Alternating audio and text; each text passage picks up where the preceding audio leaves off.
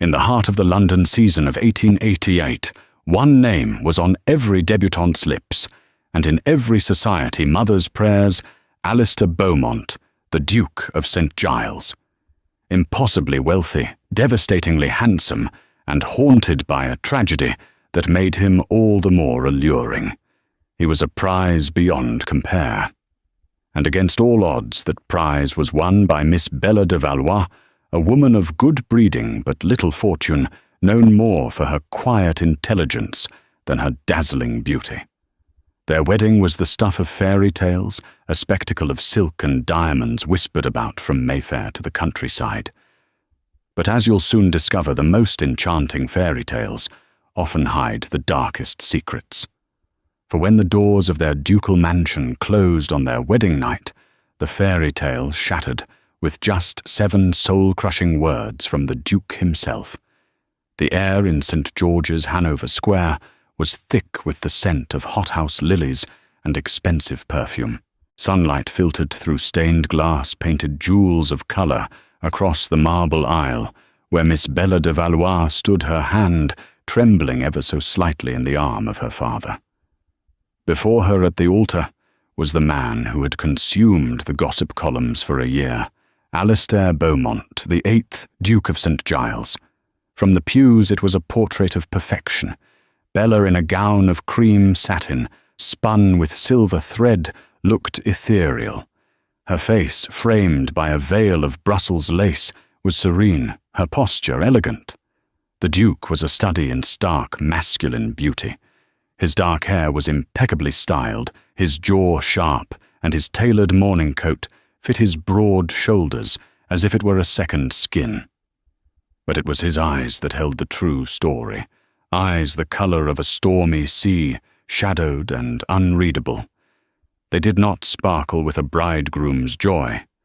They held a chilling stillness. Bella had met the Duke only 4 times. Their courtship was a whirlwind affair, orchestrated by her ambitious mother and his powerful solicitors. Her family, the de Valois, had an impeccable lineage, but coffers that were perilously close to empty.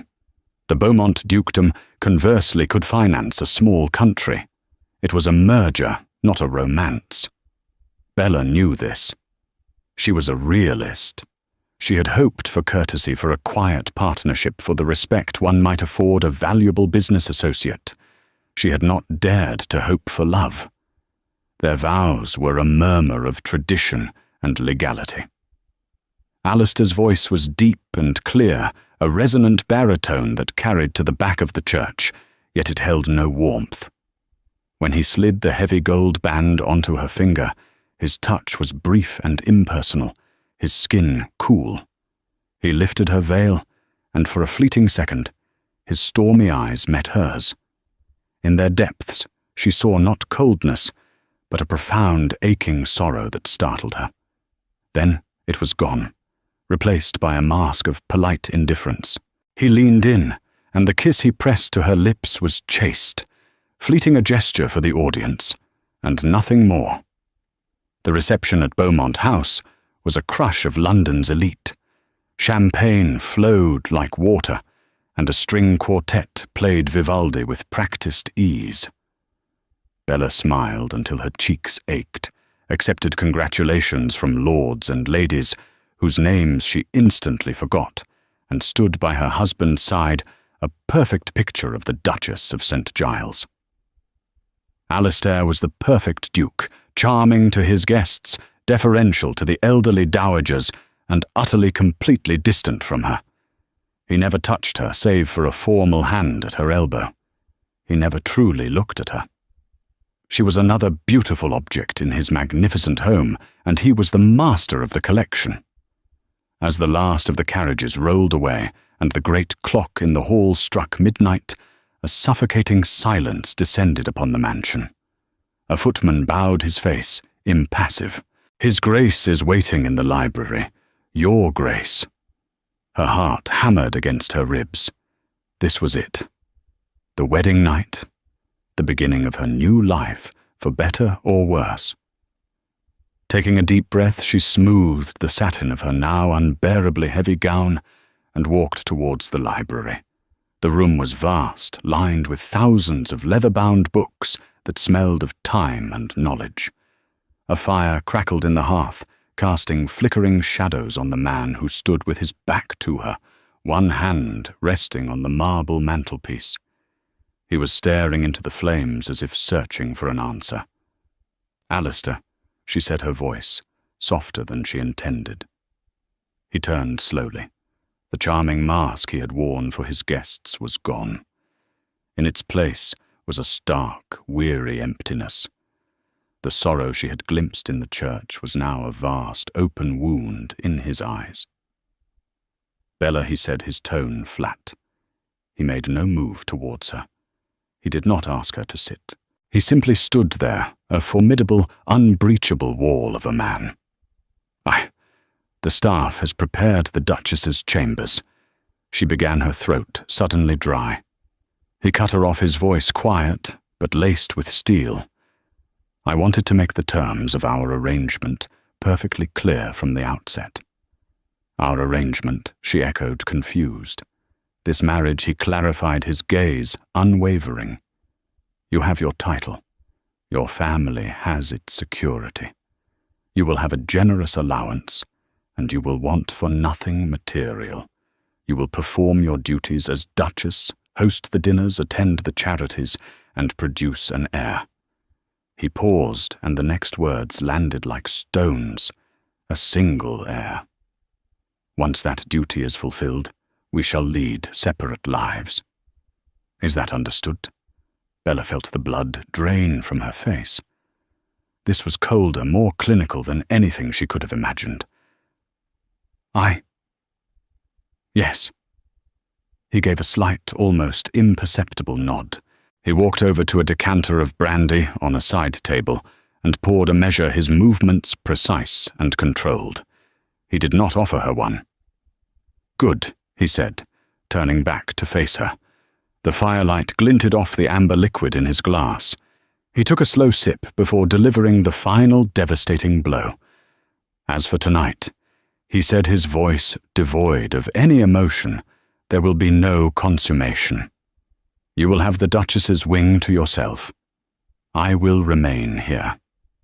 He looked her directly in the eye, his expression a chilling mixture of finality and something that looked terrifyingly like disgust. "You'll spend the wedding night alone." The journey to Ravenswood Manor, the Duke's primary country estate in the heart of Hampshire, was conducted in near total silence. They sat opposite one another in the lavishly upholstered ducal carriage, the rhythmic clopping of the horses' hooves and the creak of the leather suspension, the only sounds filling the void between them. Alistair read a book on agricultural reforms, never once lifting his gaze. Bella watched the rolling green hills of the English countryside blur past her window, feeling as though she were a parcel being delivered, not a bride, on her way to her new home. Ravenswood was a titan of architecture, a sprawling Jacobean masterpiece of dark stone and mullioned windows that seemed to scowl down at the manicured lawns. It was magnificent, imposing, and utterly devoid of warmth. As the carriage crunched to a halt on the gravel drive, a line of servants stood waiting as rigid and formal as soldiers on parade. At their head was a formidable woman in her late 50s, dressed in crisp black bombazine. Her grey hair was pulled back in a severe bun, and her expression was one of stern neutrality. "Your Grace," she said, executing a perfect curtsy to Alistair. "Welcome home." Her eyes flickered to Bella for a moment, assessing and unreadable. Mrs. Gable, Alistair acknowledged with a curt nod. "This is the Duchess. See to her needs. She will be taking the Queen Anne suite in the East Wing." The East Wing, as far as geographically possible from the Duke's traditional chambers in the West Wing. The message was clear. Mrs. Gable's composure didn't waver. "Of course, Your Grace." "Welcome to Ravenswood, Your Grace," she said to Bella, her tone polite, but without a hint of the warmth a new bride might expect. The days that followed blurred into a lonely, monotonous routine. Alistair was a ghost in his own home. He would rise before dawn, spend his days riding the vast estate, or locked away in his study with his estate manager, and take his dinner alone, often on a tray in his library. Bella was left to wander the cavernous halls of Ravenswood by herself. The house itself felt sad. It was impeccably maintained, not a speck of dust to be found, yet it felt unlived in. Portraits of Beaumont ancestors stared down from the walls with severe expressions. In the grand gallery, however, Bella noticed something strange. Amongst the rows of stern-faced dukes and their placid wives, there was a conspicuous empty space on the wall. The velvet wallpaper was slightly faded, where a large portrait had once hung, and a bare hook remained. She found another oddity in the otherwise stunning rose garden. In the very centre where a fountain or a sundial should have been, there was a patch of earth that was clearly deliberately left untended. Weeds grew there in defiant clumps, a scar of wildness in an otherwise perfect landscape of meticulously pruned bushes and trellises heavy with fragrant blooms. Her inquiries were met with polite but firm evasion. When she asked a young maid Mary about the empty space in the gallery, the girl's eyes widened in fear. "I wouldn't know, Your Grace," she stammered before scurrying away, as if Bella had asked her to divulge a state secret. When she questioned the head gardener, a grizzled man named Mr. Finch, about the blighted patch in the garden, he tipped his hat and mumbled, "His Grace's orders, ma'am. That spot is to be left as it is." The only person who seemed willing to engage her in any real conversation was Mrs. Gable. The housekeeper was a creature of routine and discipline, but Bella sensed a flicker of something more beneath the stoic exterior. One afternoon, as Bella was attempting to find a book in the library that wasn't about crop rotation, Mrs. Gable entered with a tea tray. "I thought you might appreciate some refreshment, Your Grace," the housekeeper said, her voice as crisp as her apron. "Thank you, Mrs. Gable. That's very kind." Bella gestured to the chair opposite her. "Will you join me?" The housekeeper looked momentarily surprised, but after a slight hesitation, she sat perching on the edge of the velvet chair. "This is a vast library," Bella said, trying to break the ice. "Does the Duke spend much time in here?" "His Grace is a man of focused interests," Mrs. Gable replied diplomatically. "He concerns himself entirely with the estate." Bella decided to be more direct. "Mrs. Gable, I get the sense that I am an unwelcome presence in this house, not just by my husband, but by the very walls themselves. There are secrets here." Mrs. Gable's hands tightened in her lap. She looked down, studying the pattern on the teacup. "Every old house has its ghosts, Your Grace." "I'm not talking about ghosts," Bella pressed gently. "I'm talking about a portrait-shaped space in the gallery and a dead patch in the most beautiful garden I have ever seen. I'm talking about a husband who looks at me as though I am a spectre from a nightmare he can't wake from." "Whose portrait is missing?" The housekeeper was silent for a long moment. Finally, she lifted her gaze, and her eyes were filled with a deep, weary sadness. "It was the portrait of Lady Genevieve, Your Grace." "Lady Genevieve! Lady Genevieve Sinclair, the Duke's intended." "His fiancée." Mrs. Gable's voice dropped to a near whisper. "She died a year ago, here at Ravenswood." Suddenly the coldness of the house, the sorrow in Alistair's eyes, the whispers of the staff, it all began to coalesce into a terrible, tragic shape.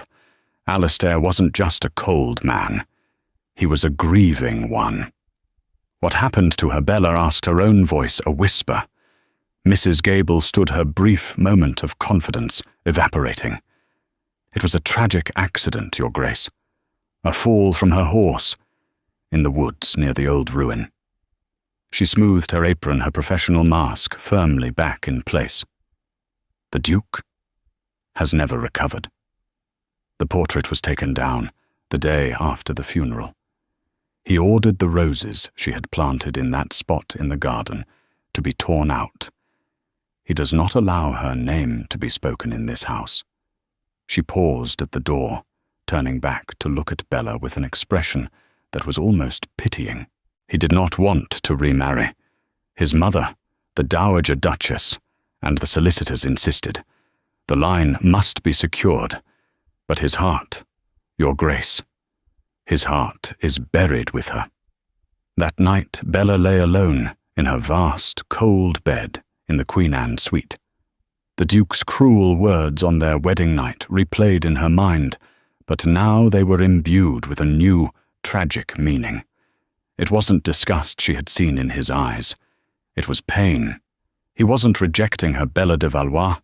He was rejecting the role she was forced to play, the replacement for the woman he had truly loved. She was a living, breathing insult to a sacred memory. And as a storm began to rage outside, rattling the window panes of the lonely East Wing, Bella realized her marriage was not just a loveless contract. It was a cage built around a grave. Bella was not one to languish in self-pity. Understanding the source of Alistair's coldness did not excuse it, but it shifted her perspective from that of a victim to that of an observer of a deep and profound tragedy. Her loneliness in the great house now had a name, Genevieve. The ghost of Lady Genevieve Sinclair haunted every silent corridor and shadowed corner of Ravenswood. Refusing to be a prisoner in her gilded cage, Bella began to explore in earnest. Her target was the one place she felt the memory of Genevieve would be most palpable, the West Wing where the Duke's chambers were located, and where she presumed his late fiancé would have visited. She waited for a day when Alistair was gone, having ridden out to the far reaches of the estate to inspect tenant farms. With a feigned air of casualness, she made her way to the West Wing under the pretense of admiring the tapestries. The wing was even quieter than the rest of the house, the air still and heavy. Most of the doors were unlocked, leading to guest chambers that were immaculately kept, but unused. At the very end of the hall, however, was a door that was locked. It was smaller than the others, unassuming, set back slightly in an alcove. Her curiosity piqued. She tested the handle again. Firmly locked. Returning to the East Wing, she remembered seeing a ring of old, ornate keys in the drawer of a writing desk in her own sitting room. Most were for wardrobes and chests, but one, slender and made of brass, looked different. Her heart pounding with a mixture of guilt and determination, she returned and tried the key. It slid into the lock with a soft click. The door swung open silently, revealing not a bedroom, but a lady's private sitting room. It was a room frozen in time. A layer of dust coated every surface, suggesting no one, not even the diligent Mrs. Gable, had entered in a very long time. An embroidery hoop lay on a chaise longue, a needle still threaded with blue silk, as if its owner had just stepped out for a moment. A faint, lingering scent of lavender hung in the air. This had been Genevieve's room. On a delicate rosewood writing desk near the window, an inkwell sat uncapped, the ink long since dried to a black crust. Beside it lay a small leather-bound portfolio, tied with a faded ribbon. Bella's hands trembled as she untied it. Inside were not drawings or poems, but letters. Dozens of them. They were all addressed to a "Dearest C" and signed G. But the most startling thing was that they were unsent. They were drafts, some complete, some furiously crossed out and rewritten. They were a raw, unfiltered glimpse into Genevieve Sinclair's mind in the weeks leading up to her death. Bella sat in the dusty armchair, the afternoon sun slanting through the grimy window pane, and began to read. The first few letters were filled with breathless excitement about her impending marriage to Alistair. "He is everything they say," C at one read. So serious, but when he smiles, the whole world seems to brighten. He challenges me, he listens to me. I feel I can finally be myself. But as the letters progressed, a new darker thread emerged. A tone of anxiety, then outright fear, began to creep into the elegant script. Alistair's cousin, Lord Frederick Beaumont, arrived last week. He is charming to a fault, but there is something in his eyes. A hunger I do not trust. He watches Alistair with a strange intensity, a mixture of admiration and something that looks like envy. A few letters later, the tone grew more urgent. Frederick is always here. He makes jests about the fragility of the Beaumont line, about how Alistair is the only thing standing between him and the dukedom.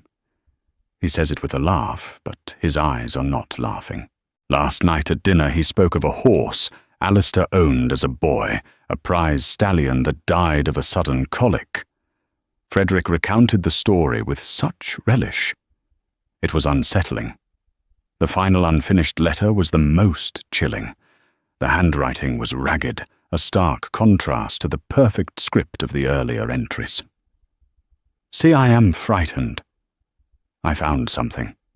In the estate ledgers, discrepancies, sums of money small at first but growing larger, being moved through shell accounts linked to one of the tenants. I followed the trail. It leads back to Frederick. He's been stealing from the estate for years. I confronted him this morning quietly. I told him I would tell Alistair. He just smiled, see, that terrible charming smile. He told me I should be more careful. He said that accidents can happen to anyone, especially those who spend so much time riding alone. He said the woods near the old ruin are particularly treacherous. He knows that is my favorite ride. He was threatening me. I must tell Alistair tonight. I must. The letter ended there, the ink trailing off, as if she had been suddenly interrupted. Bella sat back, the pages trembling in her hand. A fall from her horse. A tragic accident.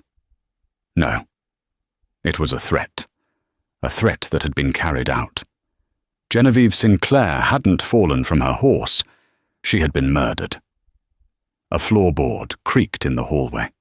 Bella's head snapped up, her heart leaping into her throat.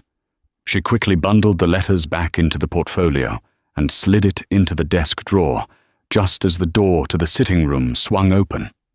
Alistair stood there, his riding clothes splattered with mud, his face a thunderous mask of rage. His eyes cold before were now blazing with an inferno of fury. "What are you doing in here?" He bit out his voice, dangerously low. I was just exploring," she stammered, rising to her feet. His gaze swept the room, taking in the disturbed dust on the armchair where she had been sitting, the slight disarray of the desk. He saw it all. He strode into the room, his presence sucking all the air from it. He stopped directly in front of her, so close she could feel the heat radiating from him. "This room is forbidden," he snarled. "Her memory is not for you to pore through like some common gossip. You think because you wear her title you have some right to her life. You have no right. You are nothing." The injustice of it, the sheer blind ignorance of his words after what she had just discovered, broke through her fear. Nothing, she shot back her own voice, rising with a strength she didn't know she possessed.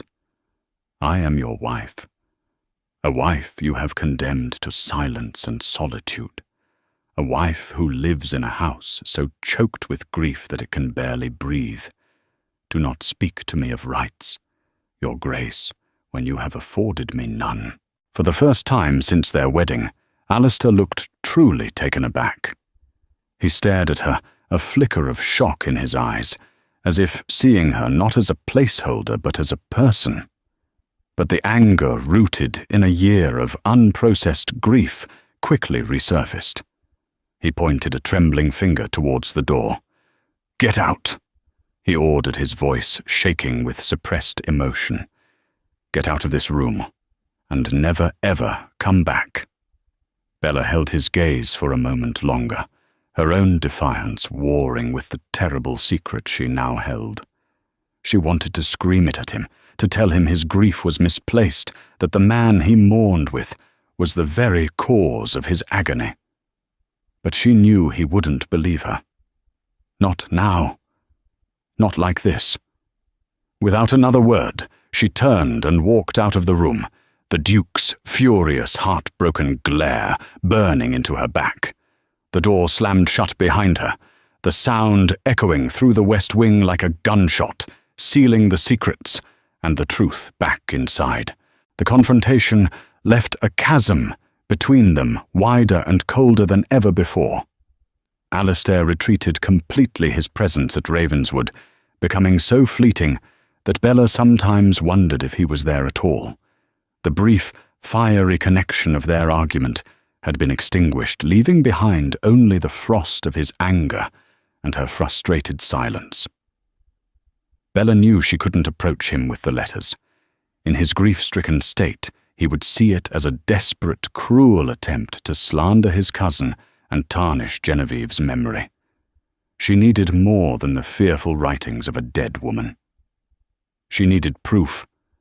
Her days took on a new purpose. She began a subtle, meticulous investigation. She requested the estate ledgers from the past 5 years from Alistair's stern-faced estate manager, Mr. Davies, under the guise of wanting to better understand her new responsibilities as Duchess. Davies was reluctant, clearly under orders to keep her away from the Duke's business, but a Duchess's request could not be easily denied. She spent hours in the library poring over the dense columns of figures. She was no accountant, but she was methodical. Just as Genevieve had written, the discrepancies were there, small at first, easily dismissed as clerical errors, but growing bolder over time. Payments for non-existent supplies, wages for phantom workers, all signed off by one of the junior clerks, but ultimately authorized under Lord Frederick Beaumont's supervision during his frequent and lengthy visits. The name Frederick Beaumont was a constant refrain in the social columns she had delivered. He was in London, a darling of the season, renowned for his wit, his charm and his seemingly bottomless pockets. Pockets. Bella now suspected that were lined with Beaumont money. One rainy afternoon, as she was tracing a particularly large payment to a stonemason company that had apparently ceased trading 2 years prior, Alistair entered the library. He stopped short upon seeing her surrounded by the heavy leather-bound ledgers. "What is this?" he demanded, his voice sharp with suspicion. Bella refused to be cowed. She looked up, meeting his gaze calmly. "I am familiarizing myself with the estate. Is that not part of my duty?" "Your duty is to manage the household, not the finances," he retorted. "That is my domain. And it appears to be a domain that has been sorely neglected," she said, her voice even. She tapped a finger on the page in front of her. "For instance, can you explain why the estate paid over £500 last spring for roof repairs on a tenant cottage that burned to the ground that winter?" Alistair strode over to the table, his eyes narrowing as he looked at the entry she indicated. He saw the figures, the date, and the authorizing signature. A flicker of confusion, then irritation crossed his face. "Davies handles these matters. And who oversees Mr. Davies when you are otherwise occupied?" she pressed, holding his gaze. "Your cousin Lord Frederick, I believe, spent several months here last year, assisting with the estate's management." The mention of Frederick's name was like a spark to dry tinder. Alistair's jaw tightened. "Frederick has been a great support to me. I will not have you casting aspersions on his character." "I am not casting aspersions," Bella said, her patience wearing thin. "I am reading the numbers right here on the page, numbers that do not add up." Before their argument could escalate, The library doors burst open, and a frantic-looking Mrs. Gable rushed in, her usual composure completely shattered. "Your Grace, you must come. It's the river." The relentless rain had been falling for 2 days, and the river Test, which bordered the western edge of the Beaumont estate, had swollen to a torrent. It had breached its banks near the low-lying fields where several tenant families lived. Instantly, the argument was forgotten. The Duke of St. Giles, the landowner, took over. "Ready my horse," he barked at a nearby footman. "Mrs. Gable organized blankets and hot food at the main house. We may have to bring families here." As he turned to leave, Bella stood up. "I'm coming with you." "Don't be absurd," he snapped. "It's no place for a woman. Those are my people too." Now she counted her chin high. "I can organize the women and children. I can offer comfort. I will not sit here and wait while they might be drowning." He stared at her for a long moment, the storm in his eyes for once, mirroring the one outside. He saw not a fragile aristocrat, but a woman of steel. With a curt, frustrated nod, he conceded. "Fine, but stay out of the way." The scene at the riverbank was one of controlled chaos. The water, a churning brown monster, had swamped the first floor of the cottages.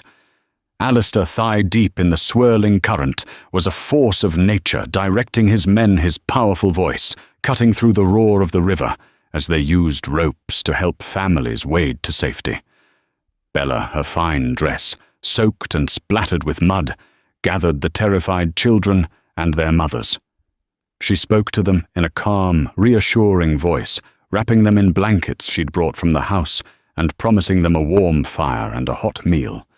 She organized them, counted heads, and tended to a small boy who had cut his leg on a piece of floating debris, tearing a strip from her own petticoat to create a clean bandage. As she worked, she saw him watching her. Across the chaos of the flood, their eyes met. He saw her, not as the unwanted wife or the intruder in his memories, but as the Duchess of St. Giles, tending to their people with a grace and strength he had never imagined she possessed. For the first time, the ice in his gaze seemed to recede, replaced by a grudging respect. Late that night, after the last family was settled in the warm servants' hall of Ravenswood, Bella and Alistair stood alone in the main hall. They were both exhausted, damp, and covered in mud. The adrenaline had faded, leaving a quiet intimacy in its wake. "You were effective today," Alistair said the words, sounding as if they were difficult for him to say.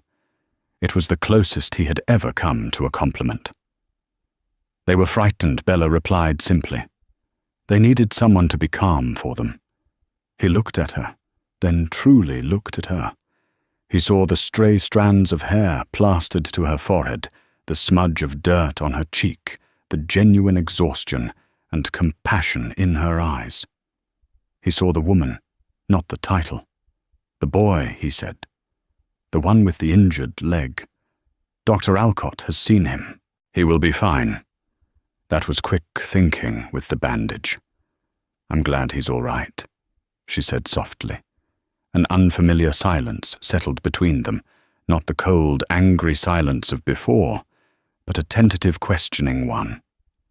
The shared crisis had momentarily stripped away the titles, the grief, and the bitterness, leaving just two people who had worked together to avert a disaster. "Bella," he began, his voice rough with emotion. But whatever he was about to say was lost as a footman entered the hall bowing low. "Your Grace, a message has arrived by special courier from London." The footman presented a silver tray with a single sealed envelope. Alistair took it, his brow furrowed. He broke the seal and read the contents. Bella watched as the colour drained from his face, the fragile warmth of the moment evaporating like mist. The icy mask slammed back into place, colder and harder than ever before. "What is it?" she asked, a sense of dread coiling in her stomach. He crumpled the letter in his fist, his knuckles white. He wouldn't look at her. "My cousin Lord Frederick," he said, his voice a low growl. "He is arriving tomorrow. For an extended visit." Lord Frederick Beaumont arrived like a burst of brilliant deceptive sunshine into the gloom of Ravenswood. He was the physical opposite of his cousin, fair-haired, where Alistair was dark, his smile easy and frequent, where Alistair's was non-existent. He exuded an effortless charm that immediately put the staff at ease and filled the silent halls with laughter and cheerful chatter. He greeted Bella with a flourish, taking her hand and bowing over it with practiced grace. "Duchess," he said, his blue eyes twinkling. "At last we meet. Alistair has kept you hidden away in the country for far too long. I can see why. A treasure like you is one to be guarded closely." Bella felt a chill despite the warmth of his words. This was the man from Genevieve's letters, the man with the hungry eyes, and the jokes that weren't jokes. Looking at him now, she saw exactly what Genevieve had meant. His charm was a beautifully crafted veneer, and beneath it she could sense a cold, calculating intelligence. Alistair, however, seemed to transform in his cousin's presence. A measure of the crushing weight seemed to lift from his shoulders. He was still reserved, but he engaged in conversation, even managing a rare, faint smile at one of Frederick's witty anecdotes about London society. To Alistair, Frederick was not a threat. He was a link to a time before the tragedy, a familiar comfort in a world defined by loss. This made Bella's position infinitely more difficult. Frederick was a master of manipulation. He treated her with fawning respect in Alistair's presence, praising her management of the household, her grace, her intelligence. He positioned himself as her ally, the one person who could help bridge the gap between her and his grieving cousin. "You must have patience with him, Duchess," he told her one afternoon as they walked in the garden, his tone one of solemn confidence. Genevieve's death.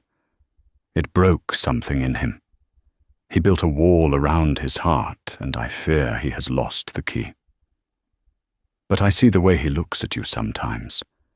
You are getting through. It was a lie, and she knew it. She had seen the way Frederick looked at her when Alistair wasn't present, a quick assessing glance that held a hint of a threat.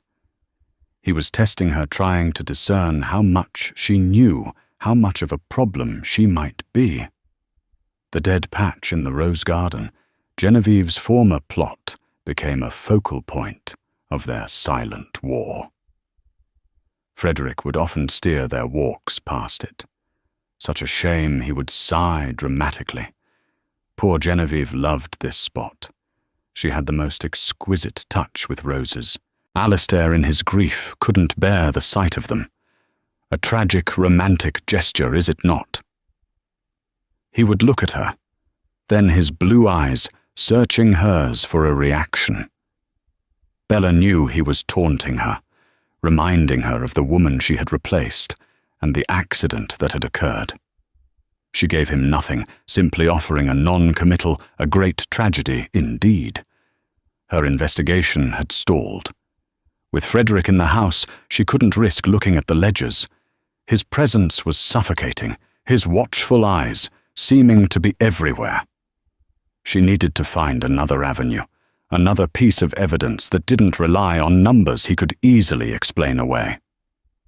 She needed a human element. Remembering Mrs. Gable's words, she began to make quiet inquiries about the staff who had been present at the time of Genevieve's death. Most were still at Ravenswood, loyal to the Beaumont family, and tight-lipped about the tragedy. But she learned of one person who was not a young stable hand, named Thomas Miller. According to Mary, the young maid, Thomas had been dismissed shortly after the accident for being drunk on duty. It had been Lord Frederick who had discovered his supposed dereliction and insisted on his immediate termination. It was too much of a coincidence.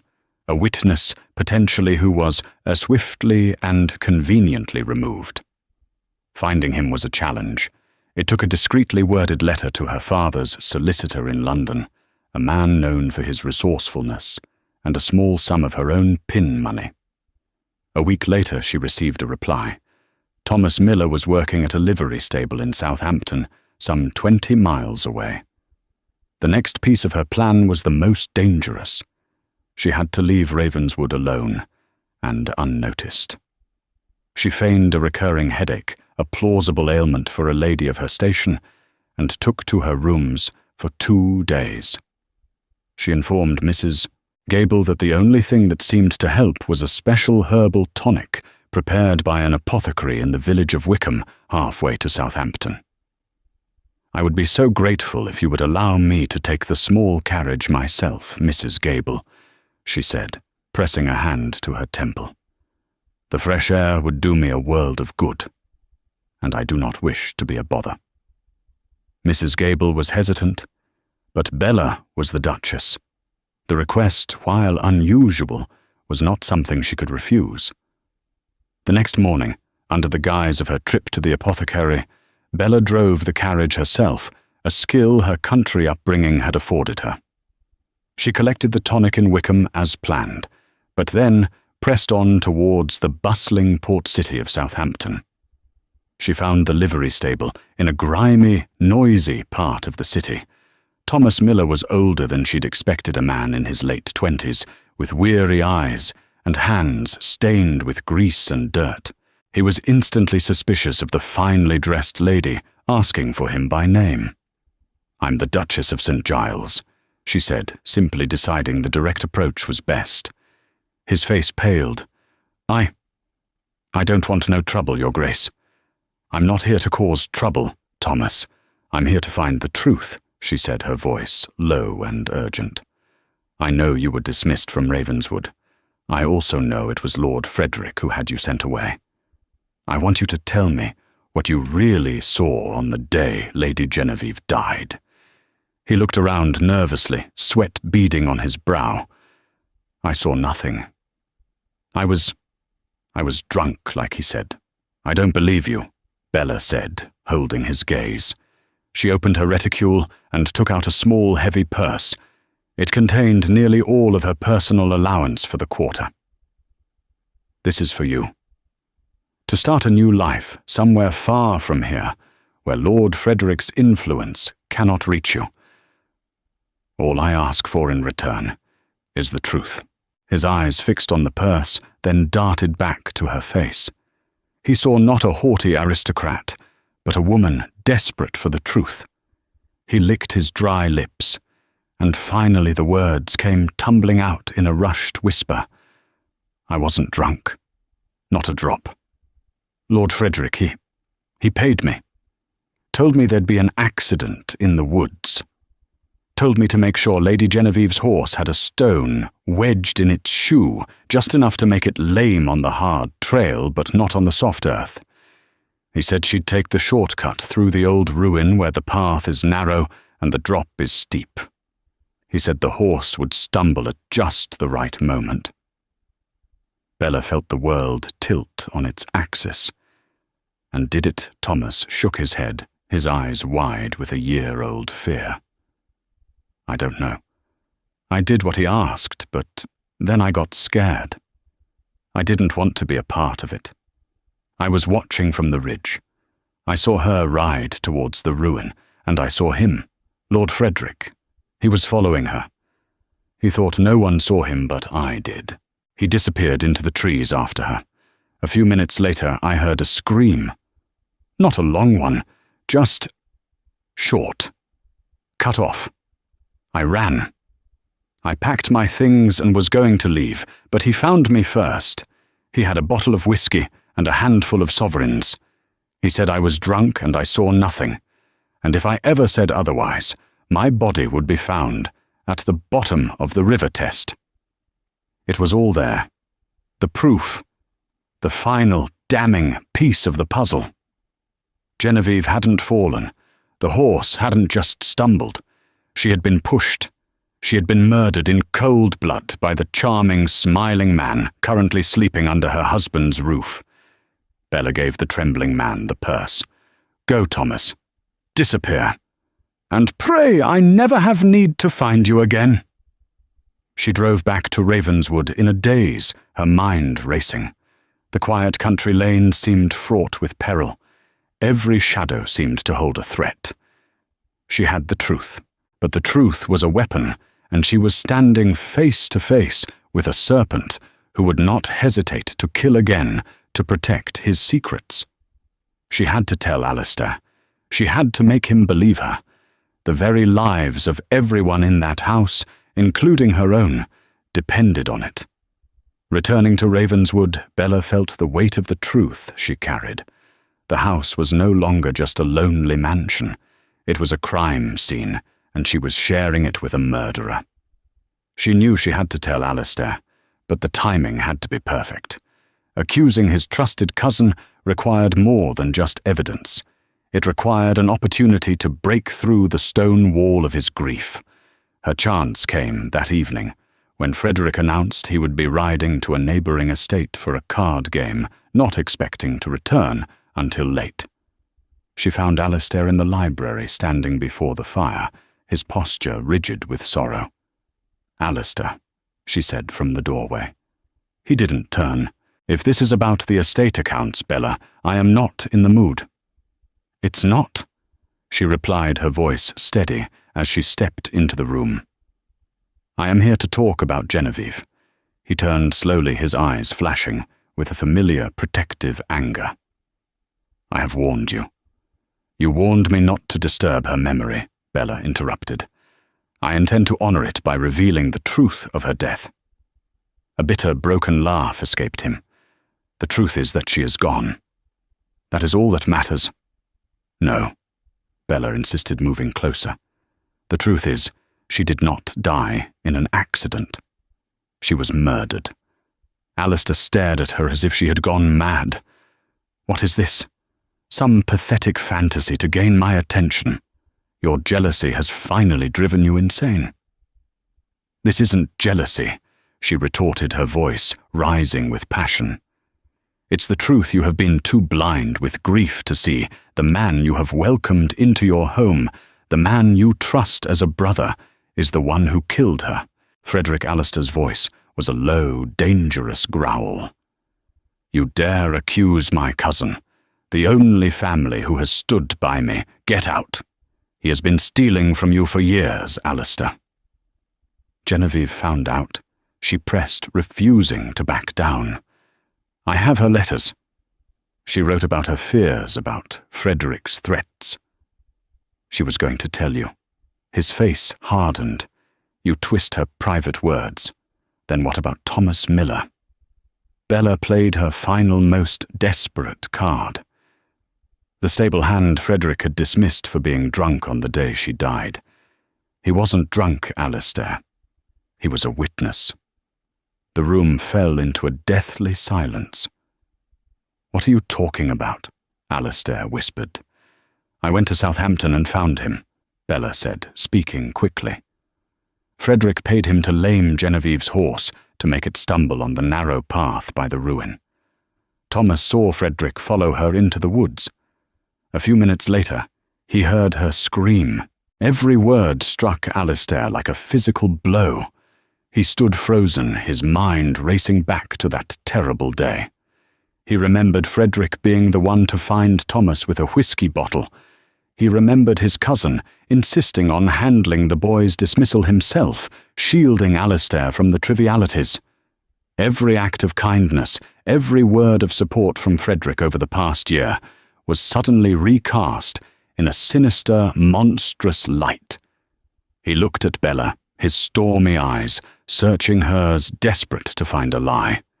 He found only a terrifying, resolute certainty. The foundation of his world, built on the story of a tragic accident, crumbled into dust. "If this is true," he whispered the words, catching in his throat. The great Duke of St. Giles sank into a nearby chair, his head in his hands, utterly broken by the weight of a betrayal so profound it was almost incomprehensible. He had not just lost the love of his life. He had mourned her alongside her killer. Bella's anger melted away, replaced by compassion. She knelt beside him, placing a gentle hand on his arm. "Alistair," she said softly, "he cannot know that we suspect. He is dangerous." He lifted his head. The grief in his eyes was now mingled with a cold, terrifying fury. It was not the hot anger he had directed at her, but the lethal rage of a man who sees his enemy clearly for the first time. "What do we do?" he asked, his voice hoarse. For the first time, he was not a duke giving orders, but a man seeking her help. In that moment, they ceased to be strangers bound by a contract. They became allies. "We set a trap," Bella said, her voice firm. "We use his own greed against him, and we make him expose himself." The following days at Ravenswood were a masterclass in deception. On the surface, the tense quiet between the Duke and Duchess remained, but beneath it, they were now silent collaborators in a dangerous scheme. Their plan was audacious, designed to prey upon Frederick's own arrogance. Feigning a complete collapse into despair, Alistair announced his intention to travel to the continent indefinitely.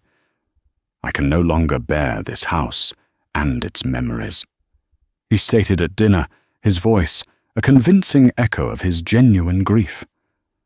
"I will be leaving the management of all my affairs, the estate, the finances, everything in the capable hands of my cousin Frederick." Bella watched as a flicker of pure triumph lit Frederick's eyes before he masked it with a look of solemn concern. "Alistair is that wise," he purred. "To leave everything I am honored by your trust, of course, but my mind is made up." Alistair snapped, playing the part of a broken man perfectly. "My solicitors will draw up the papers giving you full power of attorney. I trust you, Frederick. You are the only one I can." The bait was laid. The trap would be sprung at a grand farewell dinner the night before Alistair's supposed departure. A handful of local dignitaries were invited, most notably the county magistrate Sir John Carlyle, a serious man and an old friend of the Beaumont family. Bella, dressed in a gown of defiant crimson, sought out the magistrate before the meal began. "Sir John, a word," she said quietly. "I have reason to believe a great crime has been committed against my husband and his family. I cannot speak freely, but I ask that you observe carefully tonight. Trust what you see." Sir John looked at the Duchess, seeing a fierce intelligence that belied her quiet reputation. He gave a slight, almost imperceptible nod. "I shall, Your Grace." The dinner was a theatre of tension. Frederick was in his element, the charming, dutiful heir apparent, while Alistair sat at the head of the table, a brooding spectre of a man. When the dessert plates were cleared, Alistair rose, his wine-glass in hand. "My friends," he began, "thank you for joining me on this difficult evening. I wish to make a toast to my cousin Lord Frederick Beaumont, for his loyalty and his unwavering support." The guests raised their glasses. Frederick beamed a picture of humble pride. However, Alistair continued, his voice dropping as a hard edge crept into his tone. "There is one last piece of business. The matter of the late Lady Genevieve Sinclair's dowry." A shocked silence fell. The name had not been spoken at a dinner party in Ravenswood for over a year. Frederick's smile faltered. "Alistair, perhaps this is not the time." On the contrary, Alistair said, his eyes locking onto his cousin's. "It is the perfect time. You see, a portion of her dowry invested in bonds was liquidated shortly before her death. The signature authorizing the transaction was a clever forgery of my own." Frederick's face went pale. "This is preposterous. A clerical error. Was it also a clerical error when those funds were transferred into an account that you secretly control?" Alistair threw a sheaf of papers onto the table. "These are bank records, Frederick. tracing every last shilling you stole. The guests stared aghast. Frederick shot to his feet, his charming facade crumbling to reveal the snarling animal beneath. This is slander. Your grief has made you mad. Did my grief make me mad? When Genevieve told you she had discovered your thefts? Alistair's voice was now a low, deadly snarl as he advanced on his cousin. Did she threaten to expose you, to ruin this life of luxury you stole for yourself? Liz, all lies! Frederick shrieked, backing away. And what about Thomas Miller? Bella's voice, clear and steady, cut through the chaos. The stable hand you paid to lame her horse. The witness you silenced. Frederick's head whipped around to stare at her. His face, a mask of pure hatred. He finally understood. This was her doing. The quiet, insignificant wife had engineered his downfall. You, he hissed. Sir John Carlyle rose grimly. Lord Frederick Beaumont, these are the gravest of accusations. You will remain here. Cornered and exposed, Frederick snapped. With a wild cry of rage, he lunged not at Alistair but at Bella. He snatched a heavy silver candlestick from a side table, his intent murderous. You meddling bitch, I should have killed you first. But Alistair, anticipating the move, was faster. He threw himself in front of Bella, shielding her with his body as the candlestick swung down. He caught Frederick's arm, his grip like iron. The two cousins struggled for a moment, locked in a battle of pure hatred. Fueled by a year of misplaced grief and righteous fury, Alistair twisted Frederick's arm until he cried out in pain, the weapon clattering to the floor. On Sir John's sharp command, 2 footmen seized the defeated lord, restraining him. The fight was over. Amidst the shocked silence of his guests, Alistair turned to Bella, his hands gripping her shoulders, his eyes frantically searching her face. "Are you all right? I'm fine." She breathed, her body trembling. He looked at her then, truly seeing her for the first time. He saw the woman who had braved his coldness, unraveled a conspiracy of silence, and faced down a murderer to give him back the truth. She had not replaced the woman he had lost. She had honored her. She had saved him from a life haunted by lies. In that moment, surrounded by the wreckage of his past, he knew with a certainty that shook him to his soul that this marriage, born of duty and despair, had just become the most important thing in his life. And so the dark secrets of Ravenswood Manor were finally brought into the light. Lord Frederick Beaumont was tried and convicted, his name erased from the society pages and etched into the annals of crime. The ghost of Lady Genevieve was finally allowed to rest her memory, honored not by a gaping wound of grief, but by the quiet triumph of justice. For Alistair and Bella, the journey was only just beginning. The walls of their cold, contractual marriage had been torn down, and on the ruins they started to build something real. It wasn't a fairy tale romance, born of a single glance across a ballroom, but something stronger, forged in darkness and tempered by truth. A love built on courage, respect, and the profound realization that sometimes the person you are forced to marry is the very person you were always meant to find. What did you think of Bella's bravery and Alistair's transformation? The journey from a cold, heart-wrenching rejection on their wedding night to a partnership that could face down a killer is a powerful one.